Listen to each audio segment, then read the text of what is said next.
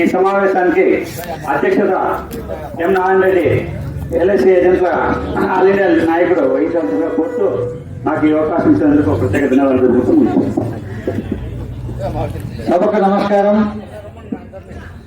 ముఖ్యంగా ఈరోజు ఈ కార్యక్రమాన్ని ఇంత తీవ్రంగా చేసిన వ్యక్తులు ఎవరంటే నిజంగా రఘువన్న గోరుగోలు రగన్న గారికి మనం ప్రత్యేక ధన్యవాదాలు, ఏజెంట్ల తరఫున ధన్యవాదాలు తెలుసుకోవాల్సిన అవసరం ఉంది.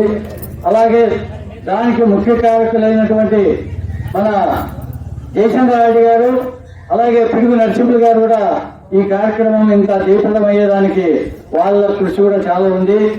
ముఖ్యంగా ఎల్ఐసి ఏజెంట్లు దాదాపు దేశంలో 14,27,000 మంది ఉన్నారండి ఎల్ఐసి ఏజెంట్లు. దానికి నేను welfare and development committee chairman గా ఆల్ ఇండియాలో పనిచేస్తున్నాను హైదరాబాద్ నుంచి. మీకు ముఖ్యంగా ఇక్కడ రావడం ఏమంటే, నాకు 40 సంవత్సరాలు ఎల్ఐసి ఏజెంట్ గా నా వృత్తిలో నేను నిర్వహిస్తున్నాను. ఇంతవరకు ఏ ప్రభుత్వం వచ్చినా కూడా ఏ ట్యాక్స్ లేకుండా ఇన్కమ్ ట్యాక్స్ మాత్రం కడుతూ దేశ అభివృద్ధి కోసం ఈ దేశంలో సంపద సృష్టించి ప్రజల సంక్షేమానికి, ప్రజల డబ్బు ప్రజలకు చేసినటువంటి ఏకైక సంస్థ మా జీవిత బీమా సంస్థ. లంచం లేకుండా కార్పొరేషన్లు కానీ, మున్సిపాలిటీలు కానీ, ఆర్టీసీలు కానీ, ప్రాజెక్టులు కానీ, విద్యుత్ శక్తి కానీ ఎక్కడైనా కూడా నా పెట్టుబడులతో ఈ రోజు దేశంలో నడుస్తుంది మిత్రులారా. అలాంటి సంస్థలో మేము ఏజెంట్లుగా పనిచేస్తూ మారుమూల గ్రామం నుండి పట్టణాల వరకు ఎంతో ప్రజలతో సమన్వయంతో పనిచేసుకుంటూ ఈ రోజు ఎంతో ఘనకీర్తిగా ఈ ఏజెంట్ల వృత్తి నడుస్తా ఉంది మిత్రులారా. అట్లాంటి వృత్తిని నిర్వీర్యం చేయాలని ఇప్పుడున్నటువంటి ప్రభుత్వం, నిజంగా చెప్పాలంటే 40 ఏళ్ళు నా వృత్తిలో ఎప్పుడు కూడా నేను ప్రొఫెషనల్ ట్యాక్స్ కట్టేలా. ఈ ప్రొఫెషనల్ ట్యాక్స్ అనేది 40,000, 50,000 ట్యాక్స్ కట్టేవాళ్ళు కూడా 15,000 కమిషన్ వచ్చే వాళ్ళు కూడా 15,000 ప్రొఫెషనల్ ట్యాక్స్ వేశారు మిత్రులారా. నిజంగా చాలా బాధాకరమైన విషయం. మేము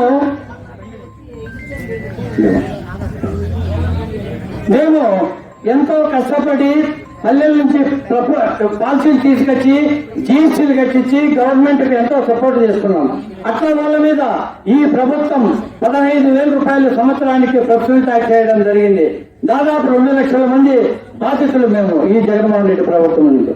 ఎందుకంటే నేను లీడర్ గా నేను చంద్రబాబు నాయుడు గారి ముఖ్యమంత్రిగా ఉన్నప్పుడు మెయిల్ పెడితే ఇమీడియట్లీ ముఖ్యమంత్రి హోదాలో ఉన్నా కూడా మాకు అపాయింట్మెంట్ ఇచ్చి ఆయన ఛాంబర్ లోనే మాకు భోజనాలు అరేంజ్ చేసి ఇట్లా ఉంది సార్ మాకు పరిస్థితి అంటే ఇమీడియట్లీ ఆయన పర్సనల్ క్యాబినెట్ వెంటనే సెక్రటరీ కొట్టి ఆ ప్రొఫెషనల్ ట్యాక్స్ రద్దు చేయించిన ఘనత చంద్రబాబు నాయుడు దగ్గర మిత్రులారా. అలాగే ఈ ప్రభుత్వం వచ్చిన తర్వాత మళ్ళీ రివోపన్ అయితే వెంటనే మెయిల్ పెట్టాం జగన్మోహన్ రెడ్డి గారికి. సార్ మాకు మీ అపాయింట్మెంట్ కావాలి, మా బాధలు మీరు చెప్పుకోవాలి, ఈ ట్యాక్సులు వేయడం వల్ల డీమ్ కార్డులు కోల్పోతున్నారు, రైతు బంధు కోల్పోతున్నారు, ఇలాంటి సమస్యలు ఉన్నాయని మేము మెయిల్ పెడితే మీకు సమయం ఇచ్చేదానికి నాకు సమయం లేదు, సజ్జల రామకృష్ణారెడ్డి కలసండి అని చెప్పారు. సజ్జల రామకృష్ణారెడ్డి కలిసేదానికే 2 సార్లు మేము విజయవాడ పోయినాము. పోయిన తర్వాత నేను అన్ని ఎక్స్ప్లెయిన్ చేశాను. పక్క రూమ్ లోనే ఉన్నాడు జగన్మోహన్ రెడ్డి గారు, పక్క రూమ్. ఈ పక్క రూమ్ లో సజ్జల రామకృష్ణారెడ్డి గారికి సార్ మా పరిస్థితి ఎట్లుంది అని చెప్పి నేను ఎక్స్ప్లెయిన్ చేస్తే ఖచ్చితంగా మేము సార్తో మాట్లాడి మీకు న్యాయం చేస్తానని చెప్పడం జరిగింది. వెంటనే మేము ఇంటికి వచ్చాం, ఇచ్చిన ఒక 2-3 అవర్స్ లోనే మెయిల్ వచ్చింది మా బ్రాంచ్ మేనేజర్లకు. మీరు ప్రొఫెషనల్ ట్యాక్స్ కట్టకపోతే మీ కార్డు జప్తీ చేస్తామని మా మేనేజర్లకు అందరికీ కూడా నోటీస్ పంపించారు. మేనేజర్లు అంతా భయపడిపోయినారు. మాకెందుకు కట్ చేయకపోతే మా కార్డు జప్తీ చేస్తారు, మా జీతంలో నుంచి కట్ చేస్తారు అని చెప్పి భయపడి మా కమిషన్ లో నుంచి ఇమీడియట్లీ చాలా మంది కమిషన్ 15,000 కట్ చేయడం జరిగింది. ఇది పరిస్థితి ఇట్లే కొనసాగితే మన పేద ఏజెంట్లు చాలా మంది ఆటో వాళ్ళకు వచ్చే ఇన్కమ్ కూడా లేదు. చాలా మంది ఏజెంట్లకు అట్లాంటి ఏజెంట్ల కుటుంబాలు దెబ్బతింటాయనే ఉద్దేశంతో 2.5 లక్షల రూపాయలు లాయర్కి ఇచ్చి హైకోర్టులో వేసి స్టే తీసుకురావడం జరిగింది మిత్రులారా. ఈ రోజు అంత రిస్క్ తో మా వృత్తిని కొనసాగిస్తున్నాం.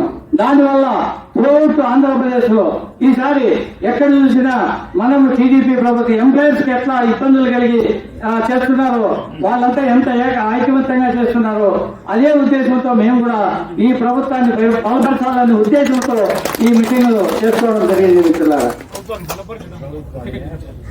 ఇవి మన ప్రభుత్వం అదే మన ఈ చంద్రబాబు నాయుడు గారి నాయకత్వాన్ని బలపరించాలా. అదే విధంగా మన లోకల్లో మన కనికుంట ప్రసాదన్న గారు కూడా చాలా కష్టపడి మన కోసం నిజంగా ఒక విషయం చెప్పాలి. కనికుంట ప్రసాదన్న గారి గురించి మేము మా సమస్యల మీద ధర్నా చేస్తున్నాం. మా ధర్నా చేస్తుంటే మా కోటేశ్వరయ్య మన కనికుంట ప్రసాదన్న కూడా ఇన్ఫార్మ్ చేస్తామన్నా, ఖచ్చితంగా వస్తాడంటే సరే పోయి మాట్లాడదాం లేని మేమంతా పోయి ప్రసాద్ అన్న దగ్గరికి కలిసి అన్న మా మీటింగ్కి రావాలా, సంఘీభావం తెలపాలా మా ధర్నా కంటే ఆయన రెండో మాట మాట్లాడకుండా ఒక అర్ధగంట లోపు వచ్చేసి మీకు ఖర్చులు ఉంటాయని మేము అడగలా వాస్తవంగా 25,000 రూపాయలు వెంటనే మాకు డబ్బులు ఇవ్వడం జరిగింది మిత్రులారా. అలాగే మాకు ఒకసారి ధర్నా హైదరాబాద్ లో ధర్నా కార్యక్రమం ఉంటే దానికి మేము ధర్నా పోతాము. అప్పుడు ఎమ్మెల్యే గారుగా పనిచేస్తున్నారు. నేను పోయి ఎమ్మెల్యే క్వార్టర్స్ లో మేము స్నానాలు చేసి ధర్నాకు పోవాలా, కాబట్టి మీరు మాకు ఆ ఎమ్మెల్యే క్వార్టర్స్ లో రూమ్ ఇవ్వండి మేము స్నానాలు చేసేదానికని అడిగితే, ఆ ఎమ్మెల్యే క్వార్టర్స్ ఎట్లుందో నేను పోయినా మీరు మీది ఎక్కడుందో చెప్పండి, మీ వెన్యూ ఎక్కడ మీటింగ్ జరుగుతుందో చెప్పండి, ఆ ప్రాంతంలోనే మీకు నేను అన్ని అరేంజ్మెంట్స్ చేస్తాను అని చెప్పడం జరిగింది మిత్రులారా. చెప్తే మేము మా మీటింగ్ పలానా దగ్గర ఉందంటే ఆ కాలంలోనే 3 స్టార్ హోటల్లో అందరికీ రూమ్లు బుక్ చేశాను అనమాట. 3 స్టార్ హోటల్లో అందరికీ నైట్ 11 గంటలకు స్టార్ హోటల్ నుంచి మేము అందువేలో ఉంటే మీరు నాన్ వెజ్ ఎంతమంది తింటారు, వెజిటేరియన్ ఎంతమంది తింటారు లిస్ట్ తీసుకొని రాత్రి 12 గంటల దగ్గర మాకు భోజనాలు అరేంజ్ చేశారు మిత్రులారా. అంత దానాగుణం ఉన్న మన కన్నికుంట ప్రసాదన్న గారికి మనం అందరం కూడా ఏకరాటిగా మనం వేసేదే కాకుండా మన కుటుంబాలు వేసేదే ఓటు కాకుండా ప్రతి ఒక్కరూ ఎదుటి పార్టీ నుంచి 2 ఓట్లన్నా తీసుకొచ్చి మనం ఇక్కడ ఉన్నటువంటి దాదాపు 250 మంది ఉన్నారు. ఎదుటి పార్టీ నుంచి వైఎస్ఆర్ పార్టీ నుంచి 2 ఓట్లు తీసుకొచ్చి మనం వేపించుకుంటే ఈసారి ఖచ్చితంగా మంచి మనిషికి అవకాశం ఇవ్వాల్సిన బాధ్యత మన కదిరి నియోజకవర్గంలోని ప్రతి పౌరుడికి ఉందని నేను విన్నవించుకుంటున్నాను మిత్రులారా. కాబట్టి మనం అందరం కూడా ఈ రోజు నుంచి ఇంకా దాదాపు 1 వీక్ ఉంది, వచ్చే సోమవారం మనము ఆ రోజు వరకు నిరంతరంగా మనకు మేనిఫెస్టోలో ఏముంది, ఈ రోజు బస్సు ఫ్రీ మహిళలకు చెప్పాలి, పెన్షన్ 4,000 ప్లస్ 3,000 7,000 రూపాయలు మీకు జులైలో వస్తుంది చెప్పాలి, రైతుకి 20,000 వస్తుంది చెప్పాలి. అలాగే మామూలుగా ఈ వికలాంగులకు 10,000 రూపాయలు 6,000 రూపాయలు వస్తాదని ఇవన్నీ మేనిఫెస్టోను ప్రజల్లోకి తీసుకోవాల్సిన బాధ్యత మనందరి పైన ఉంది లీడర్లుగా. కాబట్టి పెద్దలు సీనియర్ లీడర్లు మేడం అందరూ మాట్లాడే వాళ్ళు ఉన్నారు. ముఖ్యంగా మరొకసారి ఈ కార్యక్రమాన్ని ఇంత దిగ్విజయంగా చేసినటువంటి మన రఘు అన్నకు మరొకసారి ఎల్ఐసి ఏజెంట్ తరఫున ధన్యవాదాలు తెలుపుకుంటూ నాకు ఈ అవకాశాన్ని ఇచ్చిన కదిరి బ్రాంచ్ ఏజెంట్లకు, టీడీపీ కార్యకర్తలకు అందరికీ కూడా స్వాగతం సుస్వాగతం అభినందనలు తెలియజేసుకుంటూ విరమించుకుంటున్నాను మిత్రులారా. హలో, ఇప్పుడు మాట్లాడినటువంటి వక్తలు తెలుగుదేశానికి ఓటేయండి, ప్రతి ఒక్క మనిషి తన వంతు కృషిగా 100 ఓట్లు 50 ఓట్లు వంతు నింపి ఉండాలని కోరినారు. తర్వాత నేను వాళ్ళని ఎట్లా ఒప్పి వల్ల అనే దానికి ఎవరైనా కళ్ళు కట్టిన వైకాపా వాళ్ళు ఉంటే దాన్ని ఎట్లా చేయాలంటే ఎల్ఐసి ఏజెంట్లకు తెలుసు. ఒక పాలసీ పోతే ఇంకోటి చెప్తారు, ఇంకోటి కాకపోతే ఇంకోటి చెప్తారు, ఎట్లా తిరిగి వాళ్ళ మనసును రంజింపజేస్తారు. అది ఎల్ఐసి ఏజెంట్లో ఉంటే గుణం. నేను ఒక ప్రచారం నెగిటివ్ ప్రచారాన్ని ఎంచుకున్నాను. ఏం నెగటివ్ ప్రచారం అంటే చంద్రబాబు 2045 వరకు బతికేశాడు, 97 వస్తాయి ఆయనకు. జగన్ గాను 366 సంవత్సరాలు బతకాలనుకున్నాడు. అదే మాట ప్రజలు చెప్తాడు. జగనేమో 366 సంవత్సరాలు ఆయుష్యం ఉన్న జగన్కు, చంద్రబాబుకి 25 సంవత్సరాలు ఆలోచిస్తే చాలు. ఏమి అంటే ప్రజలకు ఒక మాట, 1 కోటి రూపాయలు దొంగతనం చేసడానికి 1 దినం శిక్ష చేస్తే, 1 కోటి రూపాయలు దొంగతనం చేసేవాడికి 1 రోజు శిక్ష చేస్తే, జగన్కి వేసిన శిక్ష 326 సంవత్సరాలు ఉంటుంది. అందువల్ల 326 సంవత్సరాలు బతకాల. చంద్రబాబు 20 సంవత్సరాలు బతికితే చాలు అనుకున్నా. ఎందుకు అనుకున్నా అంటే విజన్ 2047 చేస్తా ఉన్నాడు. విజన్ 2047 25 సంవత్సరాల తర్వాత, మన స్వాతంత్రం వచ్చిన 3 సంవత్సరాల తర్వాత భారతదేశం ఎట్లుండాలా, ఎట్లా విజన్ ఉండాలా అనే ఆయన ఇంతకుముందు విజన్ 20 తెచ్చి ఎట్లయితే హైదరాబాద్ 30 లక్షల మంది ఐటీ ఉద్యోగులు పనిచేస్తా ఉన్నారు, విజన్ 2047 PP4 PP3 అంటే దాన్ని ఎక్స్ప్లెయిన్ చేసి చెప్పాలంటే చాలా టైం పడుతుంది. ప్రైవేట్ పబ్లిక్ వీళ్ళ యొక్క భాగస్వామ్యంతో దేశాన్ని ప్రభుత్వము, ప్రజలు, పెట్టుబడిదారులు ఈ 3 కలిసి 20 లక్షల ఉద్యోగాలు ఇస్తారన్నాడు.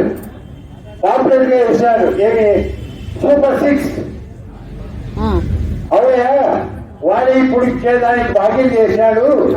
జగన్ 14 లక్షల కోట్లు, మీ ఆయన ఇంకా ఎక్కువ చెప్పాడు, చెప్పిస్తాడు అని ప్రతి సామాన్యునికి వస్తుంది ఆలోచన. సూపర్ 6 పాపులర్ ఇస్తా ఉంటే, అయ్యా ఆ సూపర్ 6 లోనే సూపర్ 6 ఇచ్చాడు కదా చంద్రబాబు, దాంట్లోనే ఆన్సర్ ఉంటే మీరు గమనించండి అని.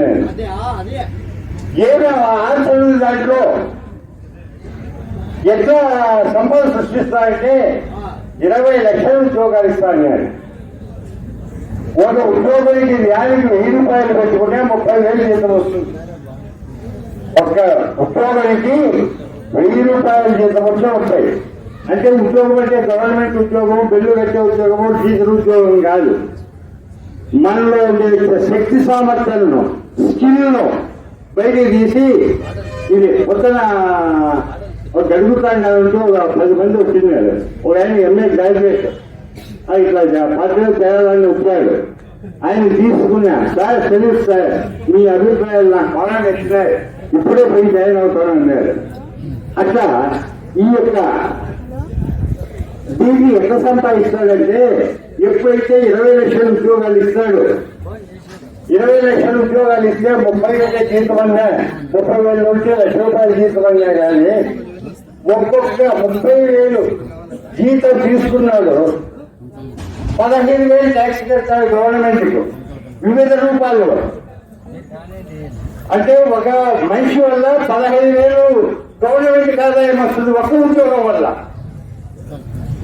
ఇట్లా 20 లక్షల ఉద్యోగాలంటే ఎంత ఆదాయం వస్తుంది? పంచాయతీ తక్కువ అవుతుంది, ఆదాయం తీసుకుంటే హౌకు సంపద ఎక్కడ సృష్టించాలా అనేది తెలుసుకోవడానికే ఖర్చు పెట్టే ఇది ఉంటుంది. సంపద సృష్టించలేకుండా దొంగతనం చేసేవాడికి ఈ ఇది ఉండదు.